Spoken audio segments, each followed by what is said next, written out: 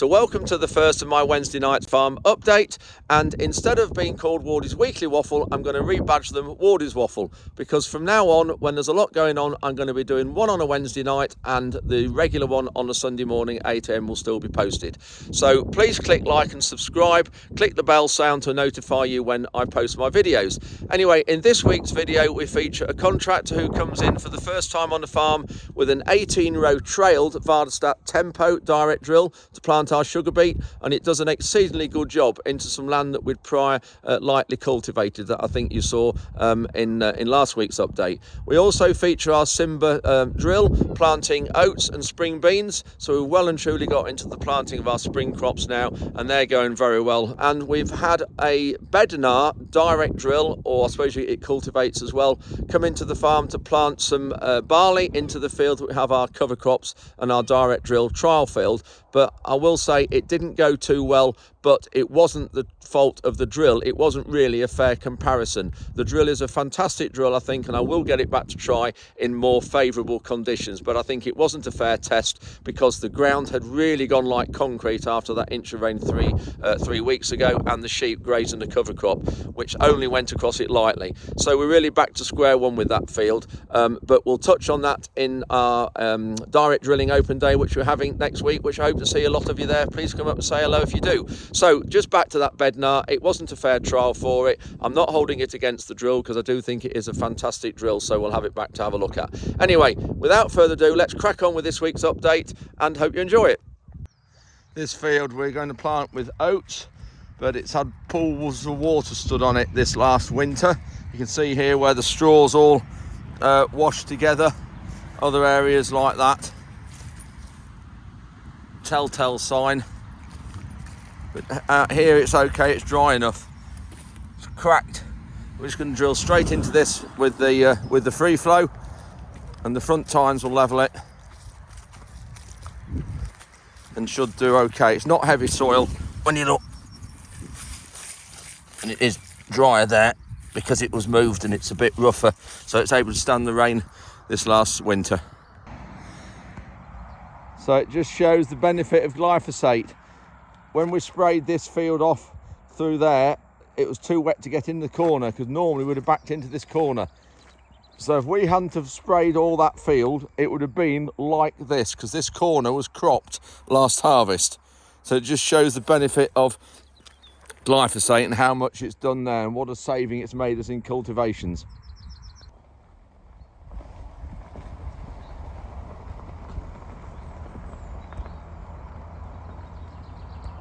They've obviously been having their breakfast. We've got started drilling the oats on our heavier ground. This is going really well. It is wet underneath, but we're not going too deep with the drill. And this field was where we tried the 8RX, or this block of land here, where we tried the 8RX last autumn. And just to remind you, this is what it was doing. We had the solo and the press on it, and this was it working it. And I must say, it pulled it nearly as well as our quad track. So you can see here, when I say that yesterday that we work things at different angles, this is the angle we drill at, and we always solo slightly different angle to keep all the fields level, and it really does work very, very well. Not too heavy a field this, when you look at the soil. You can see there are no oats out on top anywhere, which is great. This is the beauty of this Simba drill. It is absolutely fantastic.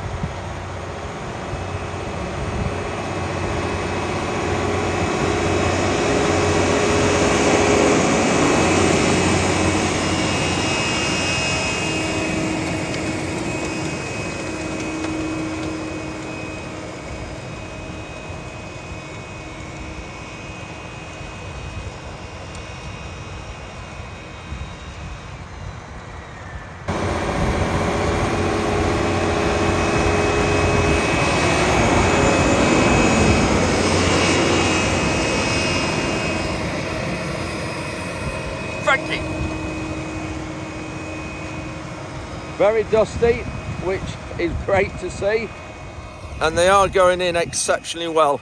So this drill, we've been on free flow drill, Simba free flow drill, since 1996, and we had a 4.5 metre to start with. We then kept that probably 10 years, went on to a 6 metre, And then 6 years ago, we bought this second-hand 8 metre. It cost us £19,000, which is unreal value, unbelievable value, considering now an 8 metre, new 8 metre drill would probably, I don't know, be in the region of maybe 120, 140,000. So we've certainly got a money's worth out of this. And yes, we are looking at direct drills, as you know, and that's why we're having our open day next week, which I hope to see some of you there. Please come up and say hello. But we will look at those, but we will never ever get rid of this drill. It owes us nothing, and in some situations after sugar beet and other things, it really is what we need, so we will keep it for some situations.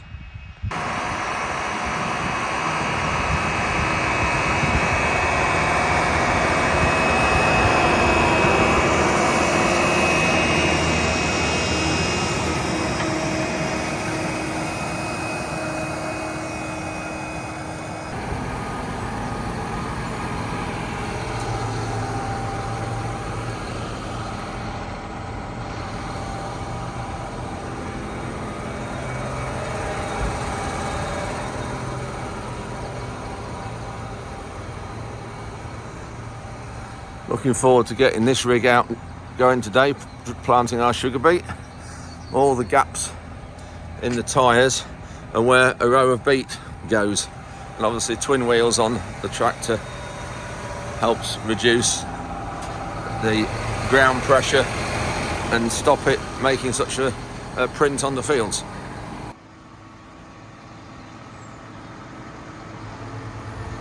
Just unfolding it, ready to fill up with seed. We'll have a look round the whole outfit and get Ed Plowright, who owns it, to talk us through it.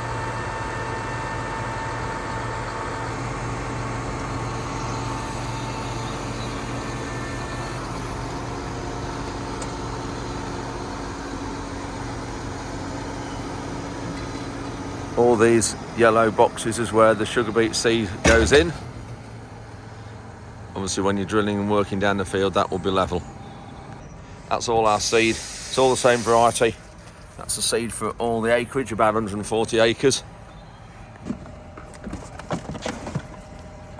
So one of these boxes here will do about 1.1 hectares, which is just over 2.5 acres.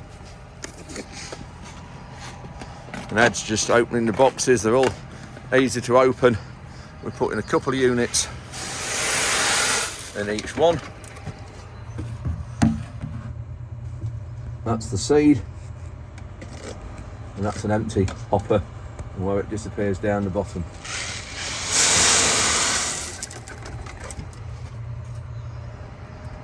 And one of these boxes, not sure cost, Ed, what would it be? 300 quid, 280 quid? Yeah. Something like that. Yeah, so nearly £300 for one of these for seed for 2.5 acres.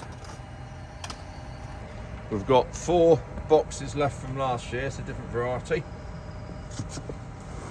compared to what we're using now. So we'll just mix those 4 boxes up across a little bit in each unit, because they are not neonic treated, so they could get insect attack, but mixed in with the rest they shouldn't be too bad. So Ed's just measuring these variety from last year into a little container and putting the same amount in each unit. There's that one's open. Cheers.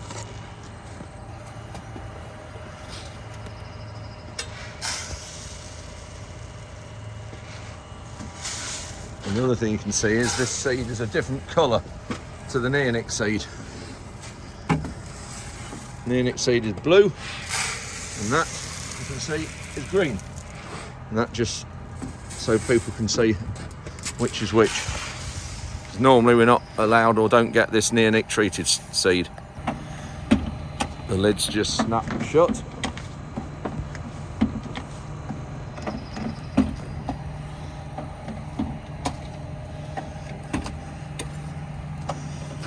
Look at that cost.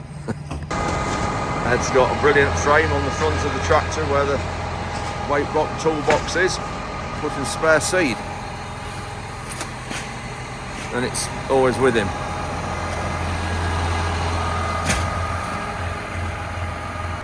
That's it, seed all in. Good job the lid's fastened shut, like that, with all that seed in.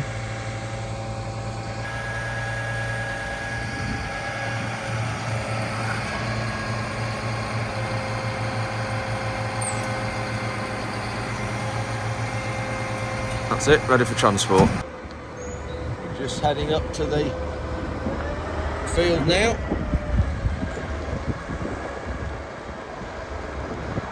So we've just got to the field. Must be a bit strange for Ed coming to a field where hasn't got a clue what the shape is, and we've got this mist. So of course he's no idea on the size, the shape of the field or anything, but good size field this. 54 acres I think it is, 54 acres, so 23 hectares, and no telegraph poles, trees or anything in, so we're just unfolding.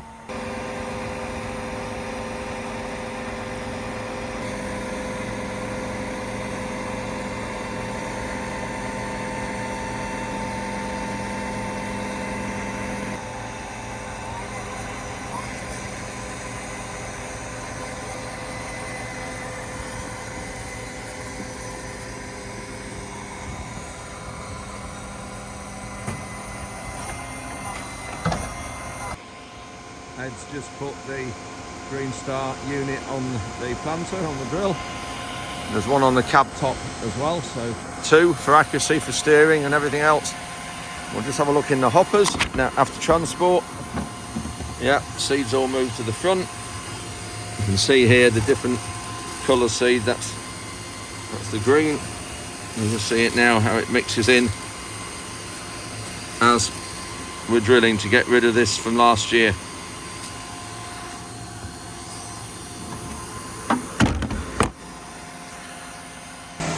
Very easy to set the depth on here. Just alter it in those holes there.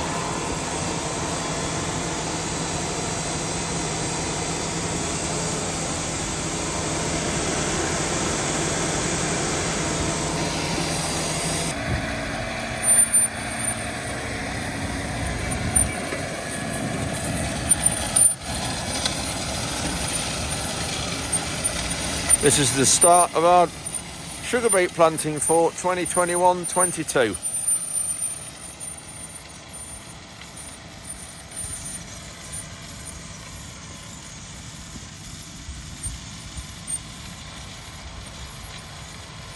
Into the mist he goes. Just checking for the depth of seed, and there we go, there's one. Another one there. And 16.5 centimetres wide, that's what we've set them at. Yeah, another one there. I've just stopped him because this row here, look, you can just see it being gouging out, and this was attached on the bottom of the disc.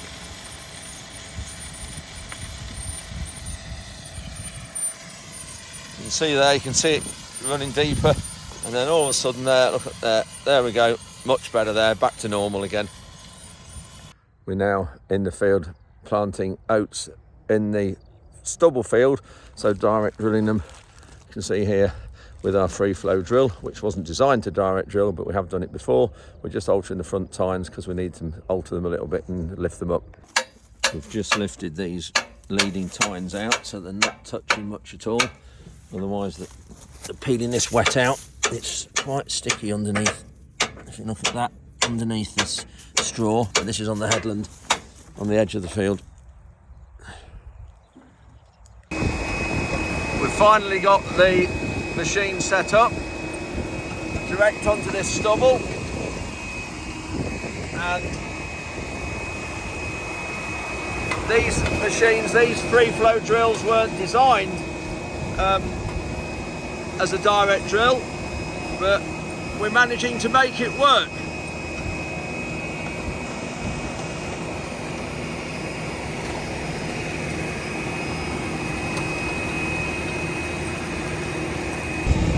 Really pleased with that.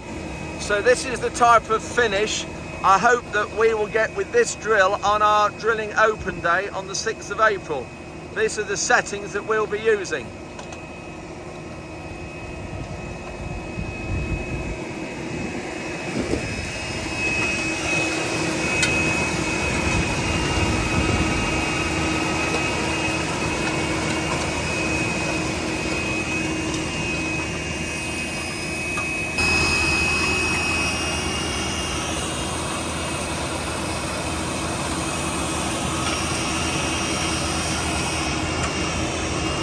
have the front tines in ever so shallow, just scratching the surface to create a bit of loose soil. Just see that little covering disc on the edge, just doing a cracking job making it level. We've just decided to work our heavyland sugar beet again. I was going to do it only once, some of it because I thought it was that good, but when it dried out after the culti-press, it did just look like it was just a little bit too cloddy and a bit rough. So we are doing it again. Ruben's in the background behind me with the culti-press, just doing it again. We've got the drill running on the light land that you saw a few minutes ago up on the heath. So he'll be down here on this heavy ground maybe tomorrow when we get it, but we'll just have a look. You can see there it's not level enough. This is just once over. You can see there the undulation. You can't see the rings there, the ring marks like you can there, which means it's not properly level. And here's Ruben just finishing it off second time. Frankie, come here.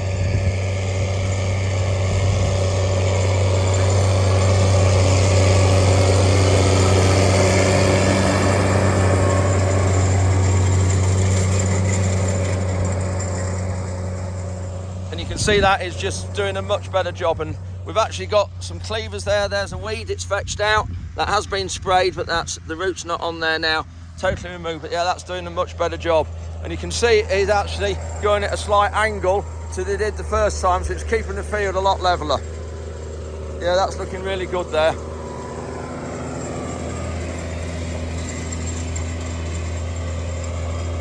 We've just got a ridge of soil being left, and it's that tine on the outside there is just pulling the soil out. It's not a big job just to take them off, take the pin out there, and just remove that and leave the spring. Just turn it upside down, then we'll keep it with the machine. And it's not in work. We've taken the outside tine off now. Stay, Frankie. Stay. See there? That's much better. Got our bean seed arrived. This we're growing them under contract with Agri. I did order them in 1 ton bags, but they haven't arrived. They're in halves, which is a bit frustrating because it's just so much handling in halves for us. Lifting 4 at a time, so that's 2 ton.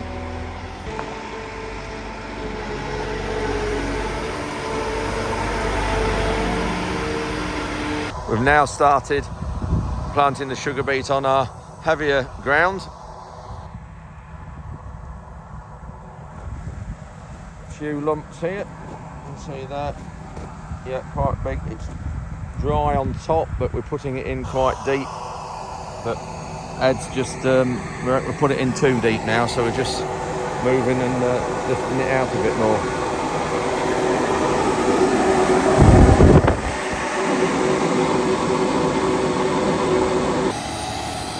You can see these little rails there just support it, and when they're turning, that unit is up there because that's a tram line and there's no seed being put in there. So when the sugar beet germinates and comes through, you'll see there's a row missed, and that's where the sprayer runs. So the sprayer runs there in that one, and then also 4 rows to the left, that one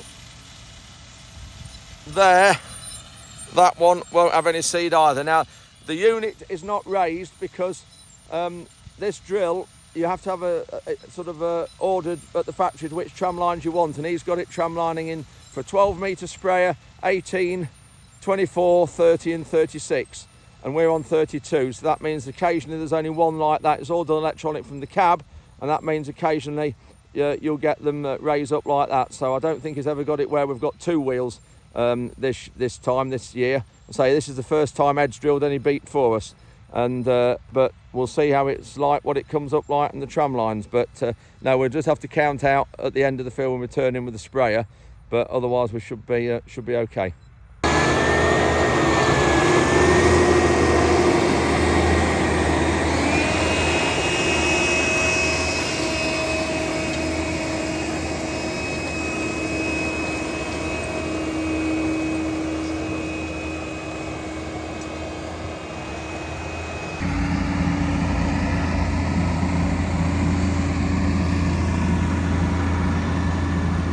So that's the mixture of nitrogen and glyphosate, really good way of doing it. and it just helps us, obviously cutting out an operation. The sprayer only uses, I think it's 8 litres a hectare of fuel, but it's still a cost, so it just puts 2 jobs into one. And the reason we're doing it is because of the grassweed blackgrass, and there is one of those. I just wish we'd got one of these, I don't know what they call it, green seekers, that you've got the sprayer that switches on and off when the cameras along the boom detect the green or detect weeds. Sharmans have just arrived. That's our local case dealership, just arrived with this Bednar drill that we're going to try. And we've got a 20-acre field. This is our field that we've got in our long-term cover crop trial. We're going to be trying that today. So it'll be interesting to put some barley in and just see.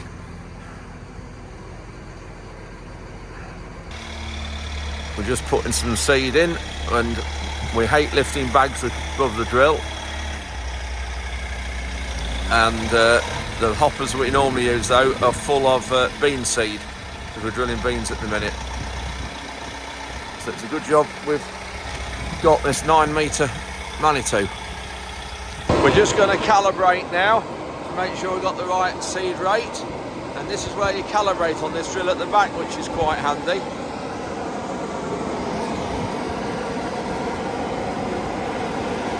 Warren's talking on the two-way to the guy in the cab. That's a lot better than shouting, opening cab doors and things. This is the first run with some seed in the ground.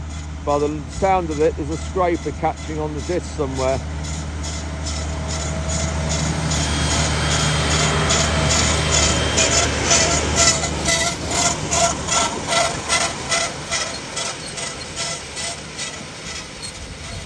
Yeah, that looks like it's doing quite a nice job.